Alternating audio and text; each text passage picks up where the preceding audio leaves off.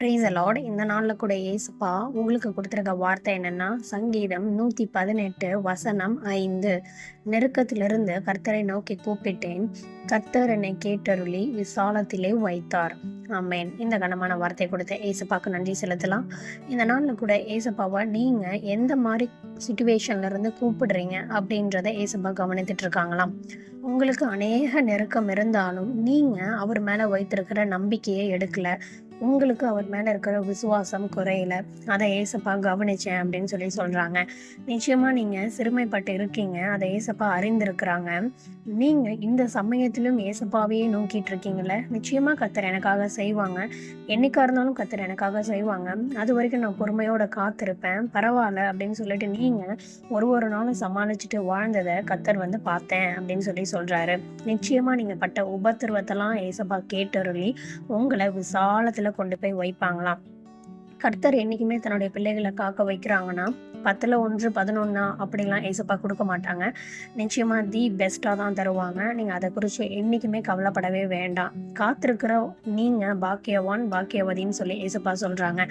எவ்வளவு நெருக்கத்தின் மத்தியிலையும் நீங்கள் ஏசப்பாவே நம்பிட்டு இருந்தீங்கல்ல, அந்த விசுவாசம் உங்களை வெட்கப்படுத்தாது, அந்த நம்பிக்கை உங்களை வெட்கப்படுத்தாது. இன்னைக்கு காரியங்கள் கை கூடலனாலும் பரவாயில்ல, நிச்சயமாக ஒரு நாள் அவர் நினைத்தபடி கை கூடும் ஏசப்பா சொல்கிறாங்க.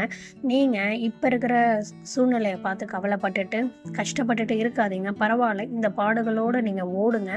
ஏன்னா கிறிஸ்துவ வாழ்க்கை பாடுள்ள வாழ்க்கை தான். இந்த பாடுகளோடு நீங்கள் ஓடுங்க, ஆனால் கர்த்தர் உங்களோட நிச்சயமாக இருப்பாங்க. இந்த மனிதர்கள் இல்லை, அவங்க இல்லைன்னு சொல்லிலாம் நீங்கள் கவலைப்படவே வேண்டாம். இந்த நெருக்கத்தில் கர்த்தர் உங்களோட இருப்பாங்க, இந்த உபத்திரவத்தில் கர்த்தர் உங்களோட இருப்பாங்க. இந்த உபத்திரவம்லாம் எதுக்காக வருதுன்னா, பிற்பாடு நமக்கு வரப்போகிற மேன்மைக்காக தான் இவ்வளோ உபத்திரவமும் நம்மளுக்கு அனுமதிச்சிருக்காரு ஏசப்பா. ஒரு நல்ல காரியம் நமக்கு கிடைக்குதுன்னா அதுக்கு முன்னாடி நம்ம பல சஃபரிங்ஸ் அனுபவிச்சுதான் ஆகணும். அந்த மாதிரி நீங்க அதை ஏற்றுக்கொண்டு பொறுமையோடு ஓடும்போது நிச்சயமா சொல்றேன், கர்த்தர் உங்களை விசாலத்துல கொண்டு போய் வைத்து உங்களை ஆசீர்வதிப்பேன்னு சொல்லிட்டாரு. நீங்கள் இனிமேல் எந்த கஷ்டமும் பட வேண்டாம்.